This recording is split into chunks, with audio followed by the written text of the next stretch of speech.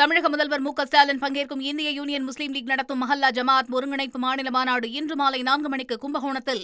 டெல்லியில் காங்கிரஸ் மூத்த தலைவர் ராகுல் காந்தியுடன் திராவிட முன்னேற்றக் கழக நாடாளுமன்ற குழு தலைவர் கனிமொழி சந்திப்பினை நடத்தியிருக்கிறார். இந்த சந்திப்பு நடந்திருக்குது.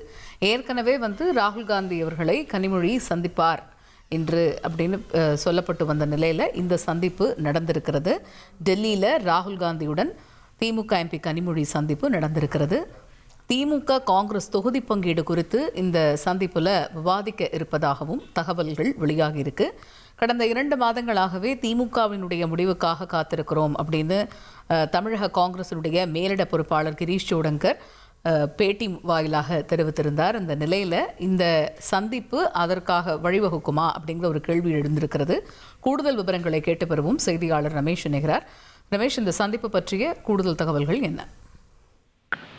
டெல்லியில் மக்களவை எதிர்க்கட்சித் தலைவர் ராகுல் காந்தியை திமுக நாடாளுமன்ற குழு தலைவர் கனிமொழி சந்தித்து பேசி வருகிறார்.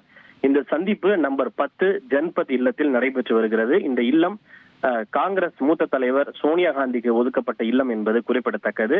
அங்கு வந்திருக்கக்கூடிய ராகுல் காந்தியை கனிமொழி தற்போது சந்தித்து பேசி வருகிறார்.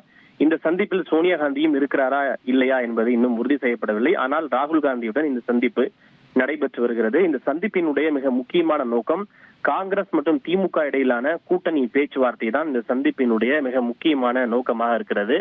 எதிர்கட்சியான தேசிய ஜனநாயக கூட்டணியை பொறுத்தவரை அந்த எதிர்கட்சிகள் கூட்டணியை கிட்டத்தட்ட இறுதி செய்து வரக்கூடிய சூழ்நிலையில் இந்தியா கூட்டணியில் இருக்கக்கூடிய திமுகவும் காங்கிரசும் கூட்டணியில் இருப்பதாக சொன்னாலும் இன்னும் அதில் ஒரு தெளிவு ஏற்படாத ஒரு நிலை இருக்கிறது. குறிப்பாக காங்கிரஸ் மற்றும் திமுகவினுடைய 2ஆம் கட்ட தலைவர்களுக்கிடையே அண்மை காலங்களில் இந்த வார்த்தை போர் என்பது தீவிரமடைந்திருக்கிறது. ஒருவர் மீது ஒருவர் மாறி மாறி குற்றச்சாட்டுகளை எல்லாம் கூட முன்வைத்து வருகின்றனர். இன்று காலை பேட்டியளித்த தமிழக காங்கிரஸ் பொறுப்பாளர் கிரீஷ் சோடங்கர் அவர்கள் கூட திமுகவுடன் கூட்டணி பேச்சுவார்த்தை இன்னும் துவங்கவில்லை, ஏன் காலதாமதம் ஆகிறது என்பது தெரியவில்லை, டிசம்பர் 15ஆம் தேதிக்குள்ளாகவே கூட்டணியை இறுதி செய்து தொகுதியும் இறுதி செய்திருக்க வேண்டும் என்று நாங்கள் நினைத்தோம், ஆனால் இன்னும் நடக்கவில்லை, விரைவில் அது நடக்கும் என்று தாங்கள் நம்புவதாக கிரீஷ் சோடங்கர் தெரிவித்திருந்தார். இந்த நிலையில்தான் பல்வேறு யூகங்கள் கூட உலாவி வருகிறது. அதாவது தாவேக காங்கிரஸ் கூட்டணிக்கு முயற்சிப்பதாகவும் காங்கிரசும் தாவேக கூட்டணிக்கு செல்ல ஆர்வம் கொண்டிருப்பதாகவும் கூட பல்வேறு யூகங்கள் தொடர்ந்து வெளியாகி வருகிறது.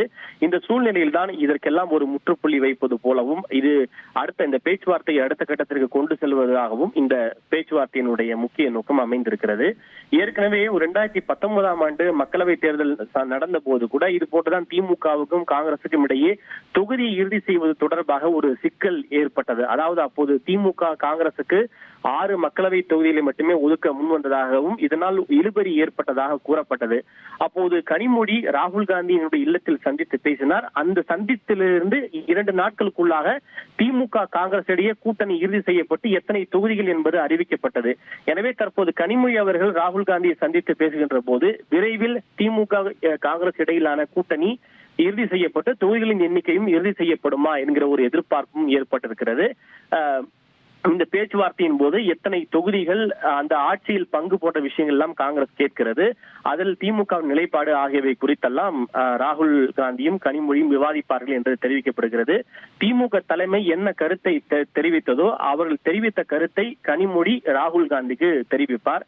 குறிப்பாக காங்கிரசுக்கு திமுக தற்போதைய சூழ்நிலையில் 30 தொகுதிகள் வரை காங்கிரசுக்கு திமுக ஒதுக்க முன்வந்திருப்பதாக கூறப்படுகிறது. கடந்த முறை 25 தொகுதிகள் ஒதுக்கப்பட்டது. ஆனால் காங்கிரஸை பொறுத்தவரை இந்த முறை தங்களுக்கு அதைவிட கூடுதலான தொகுதிகள் வேண்டும் என்று கேட்கிறார்கள்.